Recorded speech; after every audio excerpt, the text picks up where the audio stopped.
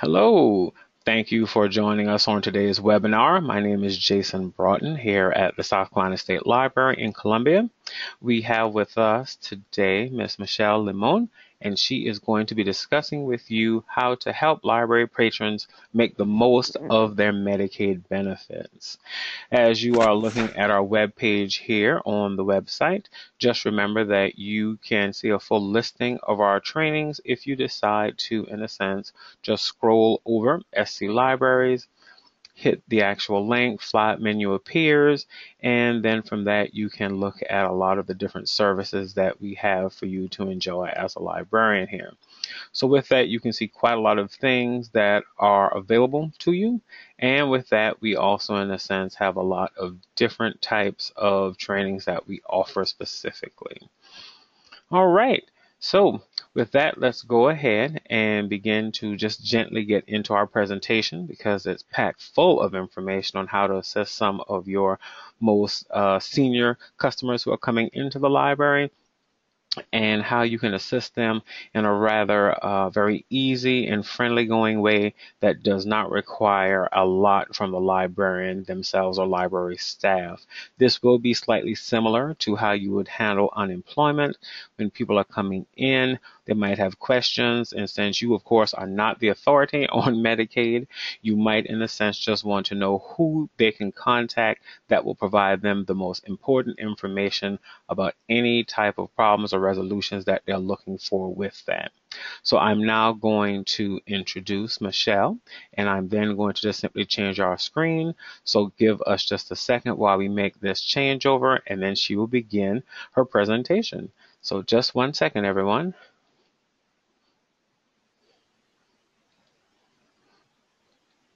All right, Michelle, you should have a screen pop up, and then we should be seeing what's on your screen after you say yes.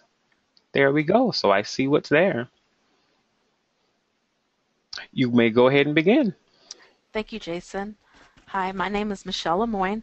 I'm with South Carolina Healthy Connections Choices, and today we're going to be helping library patrons make the most of their Medicaid benefits.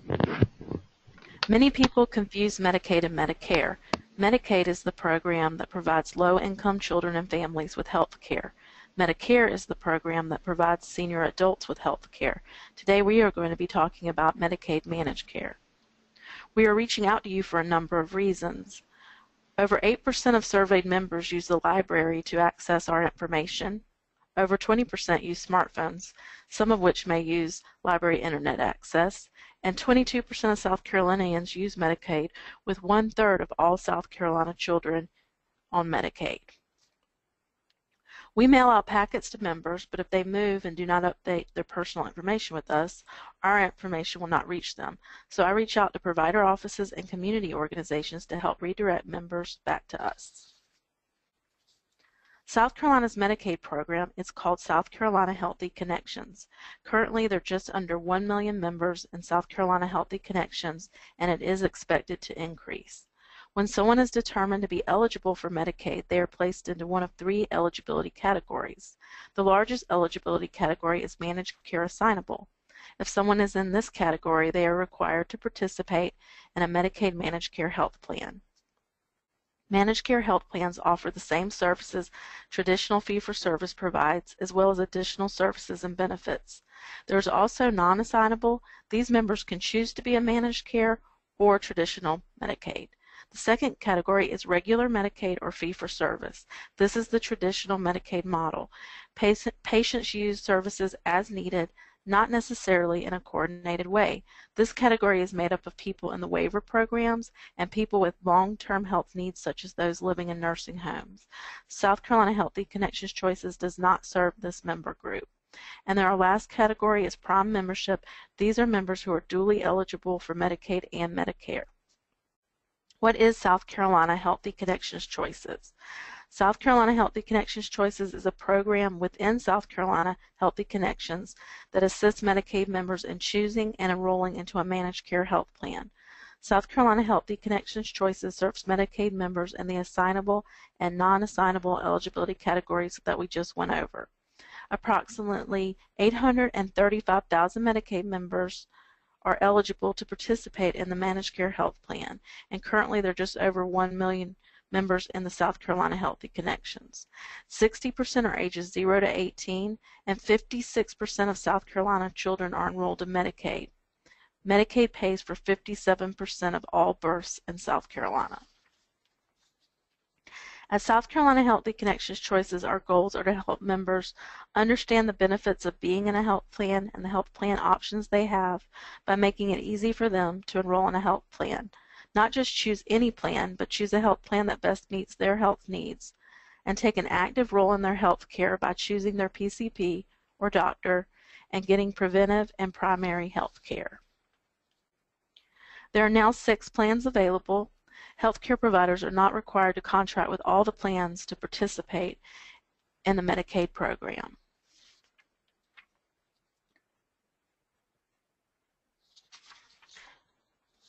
An enrollment packet is mailed to all the assignable Medicaid members who are required to select a managed care health plan. We send out reminders to encourage members to make their choice. If members do not choose a plan by the end of the initial enrollment period, they will be automatically assigned to a plan.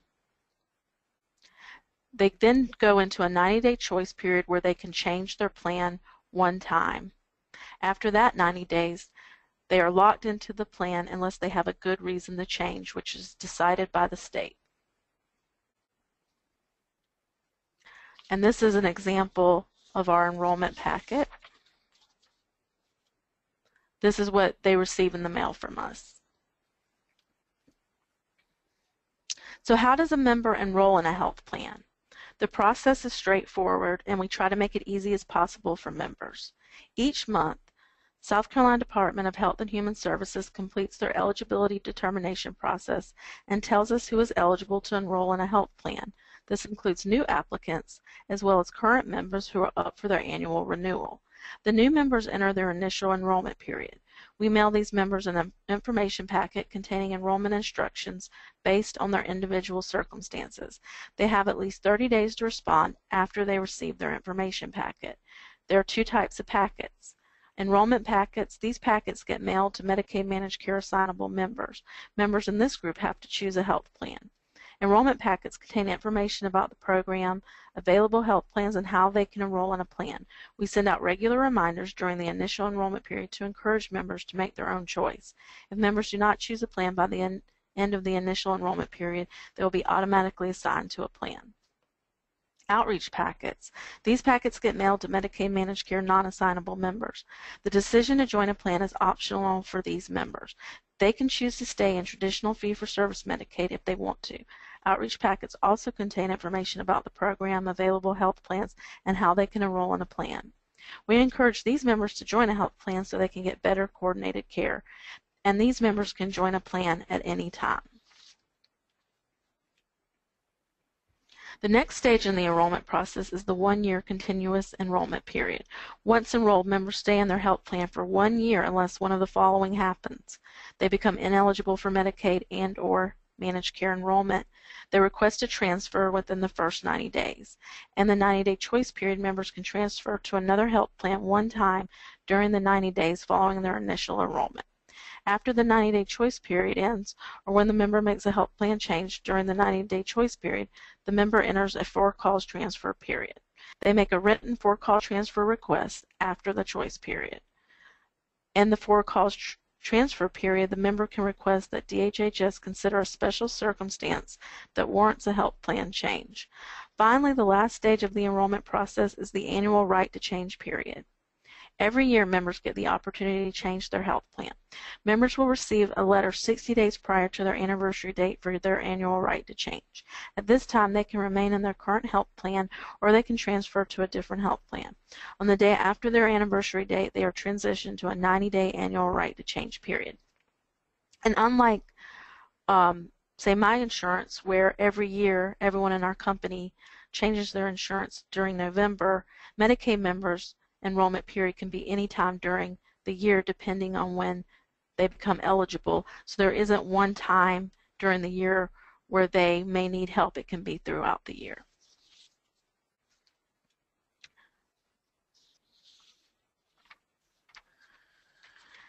Members have 3 ways they can enroll in a health plan. The fastest and easiest way is online at www.scchoices.com. Members simply click on the Enroll Now button to get started. It takes 5 to 10 minutes. It's easy step-by-step instructions. We also have a webinar explaining how to use the website for online enrollments. They can also mail or fax us their completed help form, but what may be most important to you is they can call our customer service center at the number on the screen. This is a call center that's open Monday through Friday during business hours, and we are there to answer any questions and help them enroll. Enrolling on the website. This screen is the main page for the external website and contains the links that navigate the user to all other functionality on the website. We can be reached at www.scchoices.com. To start the enrollment process, members can click on 4 different links. Quick Start, Enroll Now, Click Here, and Start Enrollment Process. These links are circled in red. And please note, Spanish translation is available. Just click on the link above Enroll Now at the top right of the page. The members should enter the MAID number or Medicaid ID number for the family member they are enrolling in the Member ID field. They should enter their personal identification number provided to them in a letter sent from us in the PIN field. They can click the Forgot PIN link to reset the PIN. To reset the PIN, the member does not need an email address. Please note, on the right-hand side of the page is a video and a list of commonly asked questions to help better explain the process and are available throughout their enrollment. And this is just an example of the mail and their personal information circled. Whether they enter the information needed on the Enroll Now page or if they go through the process to reset the PIN, they will be taken to the Update Contact Information page. Please encourage members to take the time to update all address fields with new information as appropriate. Have them update the phone fields if necessary, enter an email address if available. And after updating this important information, they should click the Continue button to save the changes. Although if members do not wish to update this information, they can continue with the enrollment process. On this page, the member will see the names of the family members they will need to enroll in a health plan. Have them click the Select button next to the name of the family member they want to enroll. This will take them through the enrollment process for that person. They should follow this process for each family member until they are done. In order to enroll, members must choose a health plan. However, if the member has a primary care provider that they would like to see, it's easier to start by selecting the doctor first. This way, they will make sure that the health plan they select is one the doctor participates with. If the member does not already have a primary care doctor, they can choose a health plan first, or they can decide on a primary care doctor. In choosing a doctor, members should ask themselves the following questions. Do you want the doctor, hospital, clinic, and pharmacies you use to be close to your home, your job, or your kid's school? Do you or your family members have special health conditions like pregnancy or diabetes? If so, choose a health plan that lets you keep getting treatment. Do you have a family member or friend who has a doctor that they would recommend? Now they will pick their primary doctor. If they want a doctor that's near them, they should enter the name of the city or the zip code for their home, job, or school. They can select the maximum distance away in miles. To find a doctor that can meet their health needs, they should select the doctor type on the drop-down menu to choose the type of medical service they need. If they want to find a doctor by name, we recommend using the provider office phone number. They should then click Search to see a list of doctors. If they don't see a doctor they want, they can search again by going to the top of the page and repeating this process. Here's an example of the list of providers that met their search. The member should click the Select button next to the name of the doctor they wish to see. Please note the health plans the doctor accepts are listed to the right, and a video is available at the top of the page. In the green box, they will see the primary doctor they just selected. They should review it to make sure it's the doctor they want. To change it, they can click the Change Primary Doctor link. If they're happy with their selection, they should click the Select a Health Plan button. Now they will pick a health plan. They should compare the services and benefits each plan offers and pick the one that best fits their needs. To see more details about a health plan, they can click the Details link under the health plan name. And to compare each plan's services, they can click the Details link next to the name of each service. Since each plan may offer slightly different options for the same service, it's a good idea for them to compare the services that are important to them. They should now click the box below the name of the health plan they want. Once their health plan is highlighted, they should click the Continue button at the bottom of the page. Please note, if a patient has a special need such as diabetes, they need to pick a plan that accepts their specialist or hospital of choice. The health plan and doctor they selected are listed in the green boxes. They should review them to make sure they're the ones they want. To change one, they can click the Change Health Plan link or the Change Primary Doctor link. If they're happy with their selection, they should click the Continue button. When they have completed that member's selection, they will be given the option to enroll additional family members. And please note these links up at the top: questions, contact us, which that will also have our phone number, and at the bottom, review and update your information, compare health plans, get more information, and the health plan contact information. So this front page can be a great resource for all the phone numbers the Medicaid member is trying to reach.